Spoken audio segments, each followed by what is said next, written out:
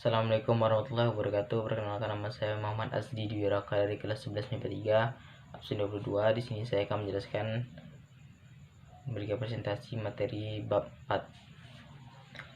Materi 4 yaitu resolusi dan penyelesaian konflik sosial. Resolusi konflik atau dalam bahasa Inggris disebut conflict resolution memiliki pengertian yang berbeda-beda. Sedangkan Weizmann dalam Morton and Coleman mendefinisikan resolusi konflik sebagai sebuah tindakan pemecahan masalah bersama atau solve a problem together. Resolusi konflik juga dapat diartikan sebagai usaha untuk menangani sebab-sebab konflik dan berusaha membangun hubungan baru yang bisa tahan lama di antara kelompok-kelompok yang berseteru. Resolusi konflik adalah salah satu cara individu atau kelompok untuk menyelesaikan masalah yang sedang dihadapi dengan individu lain atau kelompok lain secara sukarela. Resolusi konflik juga menyarankan penggunaan cara-cara yang lebih demokratis dan konstruktif untuk menyelesaikan konflik dengan memberikan kesempatan kepada pihak-pihak yang berkonflik untuk memecahkan masalah mereka oleh diri mereka sendiri atau dengan melibatkan pihak ketiga yang bijak, netral, dan adil untuk membantu pihak-pihak yang berkonflik guna menyelesaikan masalahnya. Berikut ini beberapa pengertian resolusi konflik yang dikemukakan oleh para ahli, yaitu menurut Levin, resolusi konflik adalah tindakan mengurai suatu permasalahan, pemecahan, atau penghapusan masalah. Kedua itu menurut Weizmann dan Weizmann, resolusi konflik sebagai sebuah tindakan pemecahan masalah bersama atau solve problem together. Kemudian menurut Fisher, resolusi konflik adalah usaha menangani sebab-sebab konflik dan berusaha membangun hubungan baru yang bisa tahan lama di antara kelompok-kelompok yang berseteru. Kemudian berdasarkan beberapa definisi di atas berikut ini, dapat disimpulkan bahwa resolusi konflik merupakan suatu cara individu untuk menyelesaikan masalah yang sedang dihadapi dengan individu lain. Upaya ini dilakukan untuk menciptakan perdamaian di antara pihak yang berkonflik. Ada berbagai macam kemampuan yang sangat penting dalam menumbuhkan inisiatif resolusi konflik di antara sebagai berikut. Yang pertama itu kemampuan orientasi. Kemampuan orientasi dalam resolusi konflik dapat meliputi pemahaman individu tentang konflik dan sikap yang menunjukkan anti kekerasan, kejujuran, keadilan, toleransi, dan harga diri.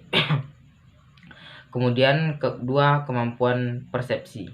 Kemampuan persepsi merupakan suatu kemampuan seorang anak dapat memahami bahwa setiap individu mampu melihat situasi seperti orang lain, melihatnya atau rasa empati, dan tidak menilai orang lain secara sepihak. Yang ketiga, kemampuan emosi.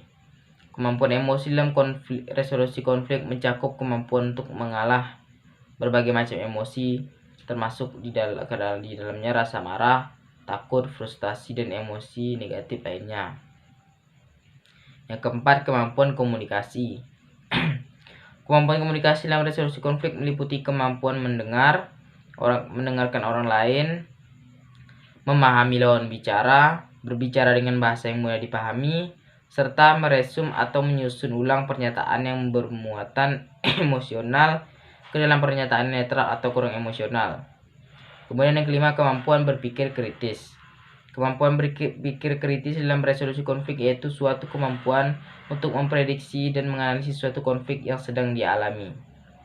Yang kemudian, kemampuan berpikir kreatif. Kemampuan berpikir kreatif dalam resolusi konflik meliputi memahami masalah untuk memecahkan masalah dengan berbagai macam alternatif jalan keluar.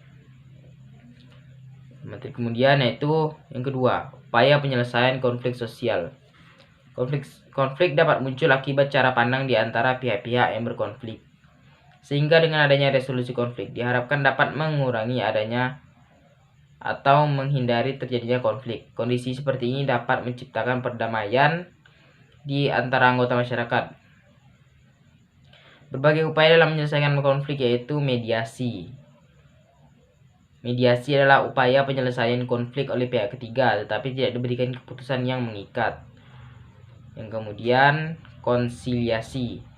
Konsiliasi merupakan suatu usaha untuk mengendalikan konflik dengan menggunakan lembaga-lembaga tertentu agar pihak yang berkonflik dapat berdiskusi mengenai persoalan yang dipertentangkan. Kemudian negosiasi. Negosiasi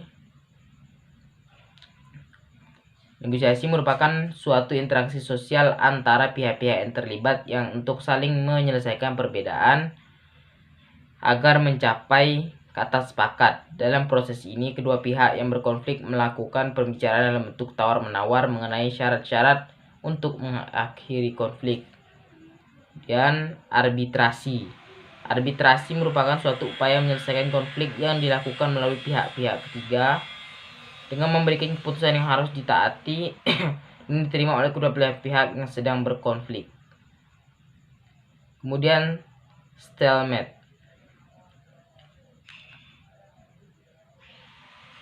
Apabila kedua belah pihak memiliki kekuatan yang seimbang, kemudian berhenti pada suatu titik dan tidak saling menyerang, maka upaya ini disebut stalemate.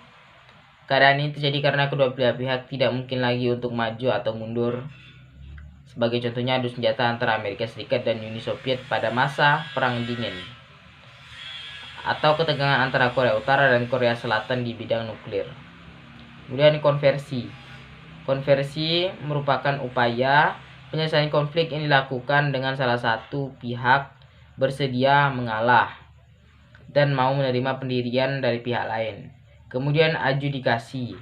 Adjudikasi merupakan upaya menyelesaikan konflik yang dilakukan melalui lembaga pengadilan. Penyelesaian konflik menurut adjudikasi dilakukan melalui jalur hukum, misalnya sengketa tanah antara warga masyarakat dengan pengusaha yang diselesaikan melalui pengadilan.